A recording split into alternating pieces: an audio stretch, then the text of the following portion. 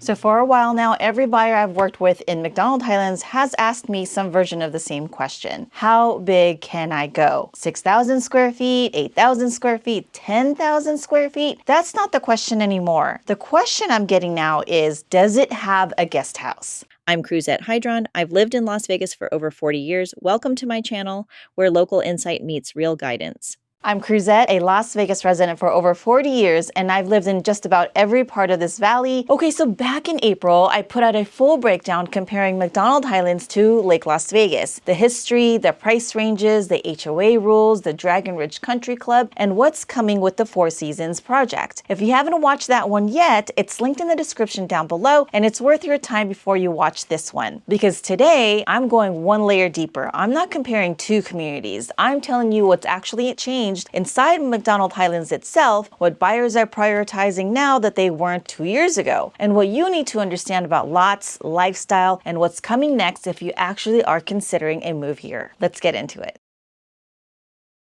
Okay, so here's the shift. For years, the luxury conversation in Henderson was about square footage. Bigger great room, primary suite, bigger garage. That's still part of it. But increasingly, when I'm sitting across from a buyer writing an offer at this level, the deciding feature isn't inside the main house at all. It's the guest house out back or the one that's attached to it. Let me be very specific about what that actually looks like on the ground here, because guest house means different things in different markets. In MacDonald Highlands, the casitas I'm walking buyers through typically run anywhere from a few hundred square feet up to a full detached suite with its own kitchen, its own living space, and its own bedroom and bathroom. Some sit adjacent to the pool, some are positioned toward the front lot near a motor court, so a guest or a parent has their own entrance that never crosses through the main house at all. That's not a small design preference, that's a completely different way of thinking about what a home is supposed to do for a family. And it's not just a MacDonald Highlands thing. Nationally, searches for guest houses, casitas, and in-law suites have been climbing fast. But here in this specific neighborhood, three forces are colliding at once that make it especially pronounced. Let's go through each one, and then I'll walk you through what else you need to know if you're actually shopping here.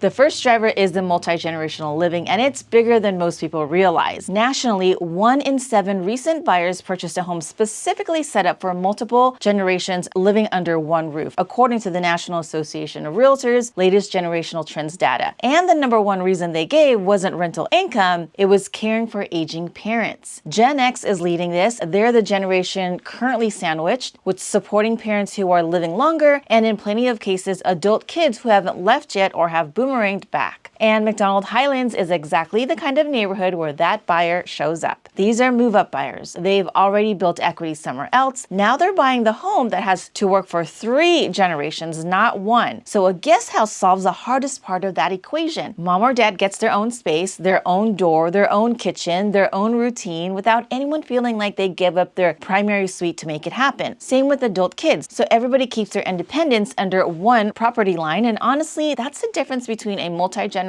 arrangement that works long-term and one that quietly makes everyone miserable.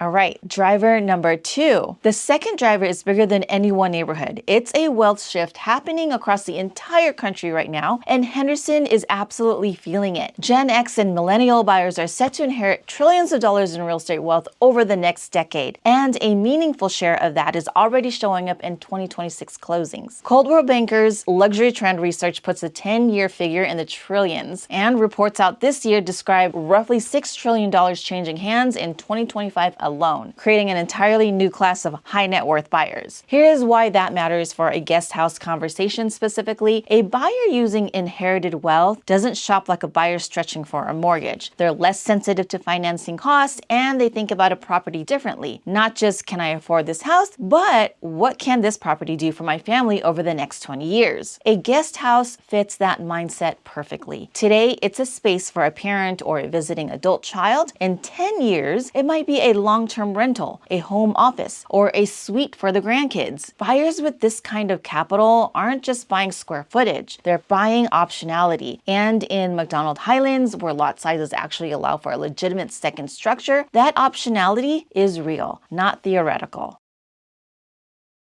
Driver number 3. So the third piece is wellness, and this one has changed the fastest of all 3. So for years, wellness in a luxury home meant a nice steam shower in the primary bath. That's not what buyers mean anymore. Now I'm seeing buyers ask for an entire wing, or better yet, an entire separate structure dedicated to it. We've got the cold plunge, the infrared sauna, a real recovery room, and a private yoga or stretch studio that opens onto its own courtyard. And it's not only the spa features either. I'm getting like real questions now about air filtration, water filtration systems built into the home, and about biophilic design, which is just architecture that keeps you connected to the outdoors. Big glass, seamless transitions from an indoor room to an outdoor patio. We've got the natural light that actually changes how a room feels across the day, and none of that is decoration anymore. A beautiful kitchen still gets a buyer in the door at this price point, but wellness features are increasingly what closes the deal. And here's the thing, buyers don't want any of this bolted onto the side of the main house anymore. They want it separated, its own building, its own quiet, which means the same detached guest house that works for an in-law suite today can be reimagined tomorrow as a private spa wing. One structure, 3 different jobs depending on what stage of life you're in. That flexibility is exactly why I'm seeing this become a non-negotiable instead of a nice to have.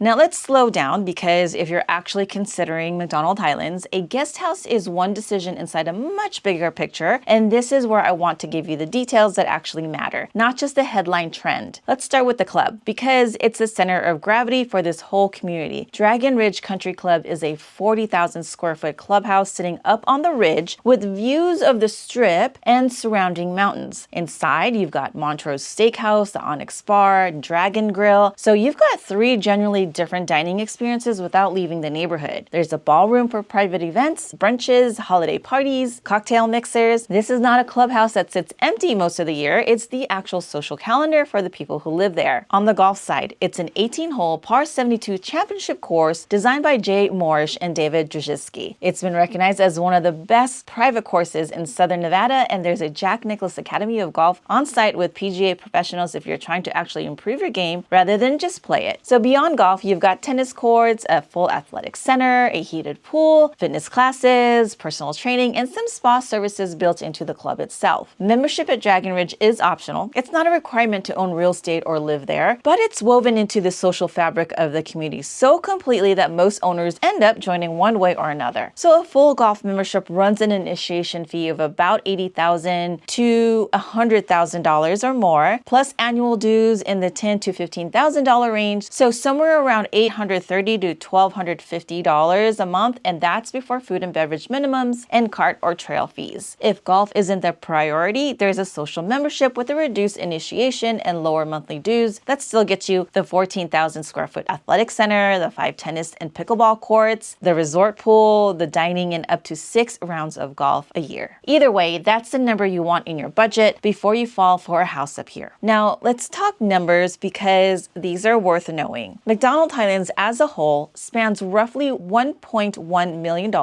up to $25 million and beyond once you count the Four Seasons townhouses in that range. The median list price is sitting around $4.43 million, pulled up by the custom lots and new builds coming to the market. Median sold price is closer to $2 million and right around $1.98 to $2 million even across every closed home type.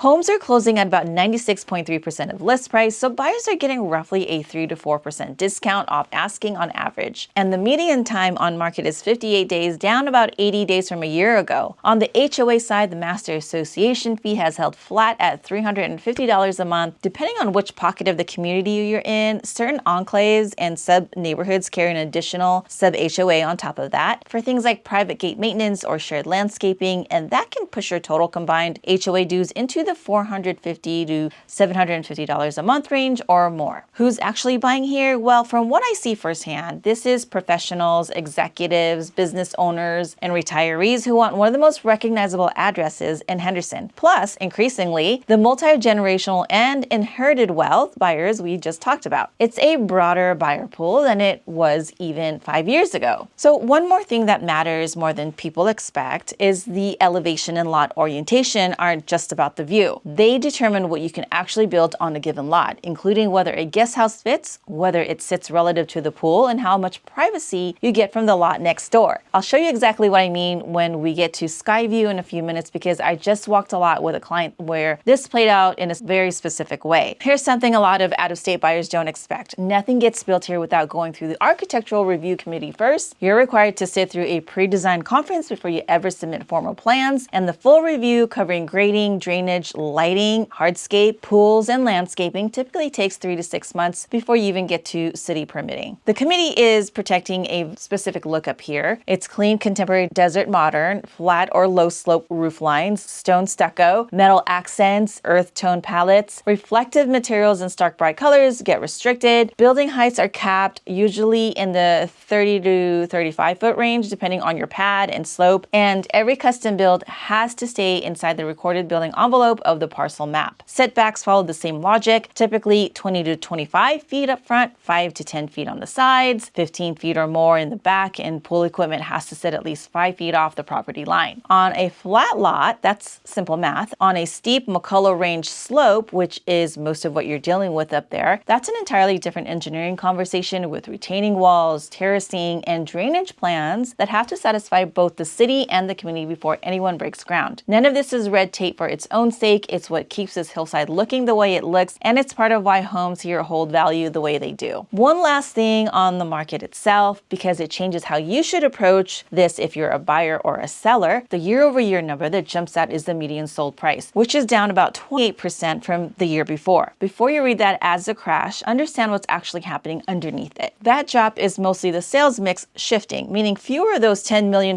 custom closings happened this period compared to last, not a real decline in what a given square foot is worth. Meanwhile, closed transaction volume is actually up about 13.5% year over year. 34 homes sold versus 30 the year before. And the list to sale ratio barely moved at all. So here's what I'm seeing on the ground. This neighborhood is behaving like its own micro market. While the broader Henderson and Las Vegas market has cooled and become more balanced over the last year, scarcity, elevation, and those strip views are still commanding real premiums up there. If you're a buyer, that means you need to move with intention. If you're a seller, it means you're sitting on something genuinely scarce, and you should be pricing and marketing it that way.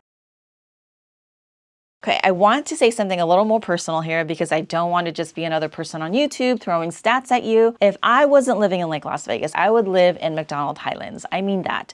I love the elevation up there. The view is different than anything else in this valley, and there's something about being up high that I genuinely love. But I live by the water, and that matters to me more than I probably give it credit for. The quiet serenity of being on Lake Las Vegas, I'd take that over a city view, at least for now. Maybe that changes as the years go by. I'm not going to pretend I know exactly how I'll feel in a decade. What's kept me on my side of the valley isn't really the water though, if I'm being honest. It's the people. The neighbors I have in Lake Las Vegas have become genuine friends, and coming home to that, actually hanging out with people who live down the street from me, is something I haven't experienced anywhere else I've lived. And I've lived in a lot of places in this valley. That's a rare thing, and it's one I want to hold on to for a while. So if you find something like that, definitely hold on to it. While we're talking about MacDonald Highlands, I have to bring up what's under construction right now because it changes the ceiling for the entire neighborhood. And I touched on it briefly in my April video, but there's more to say now that construction has actually progressed. Four Seasons is building private residences directly inside MacDonald Highlands. 2 towers, 171 residences total, and this project has been moving faster than almost anything else in this valley. It's already crossed $725 million in total sales commitments, backed by $781 million in construction financing. That combination has made it the fastest selling branded residence project anywhere in the country right now. So somewhere between 70 and 75% of those 171 residences, well over 121 of them, were already under contract before the towers even finished going vertical. What's left at this point is a narrow slice. There's select 2 and 3 bedroom layouts, a handful of junior penthouses, the top tier penthouses, and a few standalone custom home and villa sites. And from what I'm seeing, the developers Azure Resorts and Hotels and Luxus Developments aren't discounting any of it as they get closer to delivery. If you want a sense of where pricing lands, entry-level residences start around $3.5 to $5 million million for a little over 2,300 square feet. Move into the mid-tier and junior penthouses and you're looking at $6 million up to $11.7 million. The top penthouses run $15 million all the way up to $29 million plus for layouts over 8,300 square feet inside plus up to 3,600 square feet of private terrace. On construction, crews are moving roughly a floor a week on each tower. Topping out is expected in late 2026 with residents actually moving in full occupancy landing somewhere in the first quarter through the middle of 2027. Now, to be clear, this isn't a guest house play. These are high-rise branded residences. No casitas here, no second structures, but I'm bringing it up because it tells you something important. When a brand like Four Seasons pulls into $750 million in commitments before the building is even finished, that's not speculation. That's a signal about where this neighborhood's ceiling is going. It raises the profile of everything around it, guest house or not, and it's part of why I keep telling buyers this isn't just a community to evaluate as it exists today. It's a community to evaluate based on where it's headed.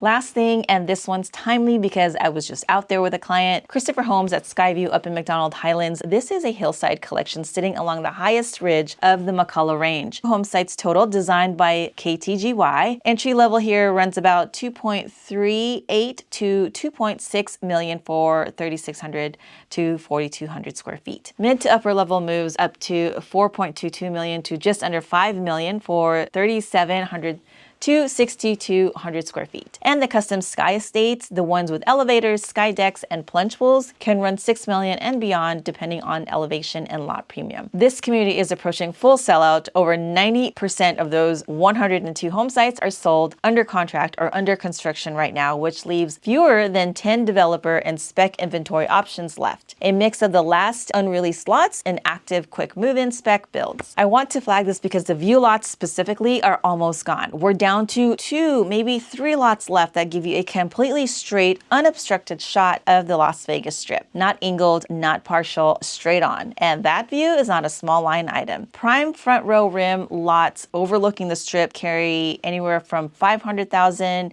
to $1.5 million or more in lot premium alone, on top of the base home price. Fully furnished spec homes on those prime view lots are selling in the $6.5 to $6.8 million range. Compare that to a partial or mountain facing lot where the premium is closer to $100,000 to $350,000, and you can see exactly what that unobstructed strip view is worth up there. The design committee also enforces view corridor protections, meaning a neighbor can't put up a rooftop addition or plant trees that cut into your sightline later. That protection is part of what you're actually paying for when you buy a view lot. One of them, lot 98, sits right next to the sales office in the sales parking lot. Because of how that lot is oriented and size, the owner couldn't just pick one of the standard floor plans off the shelf. Remember what I said earlier about setbacks and building envelopes? SkyVu lots are long and rectangular by design, built to maximize ridge frontage, and Christopher Homes typically places the main entrance towards the center of the home so the views open up toward the back patio, and lot 98 didn't fit that mold, so the owner had to design a completely custom home to make that lot work. That's the exact point I made earlier about elevation and orientation. It's not just about the view you get, it's about what you're actually able to build, and sometimes that means throwing out the model plans entirely and starting from scratch. If a strip view is on your list and you're considering SkyVu, this isn't a get to it eventually situation. This is a call me this week situation.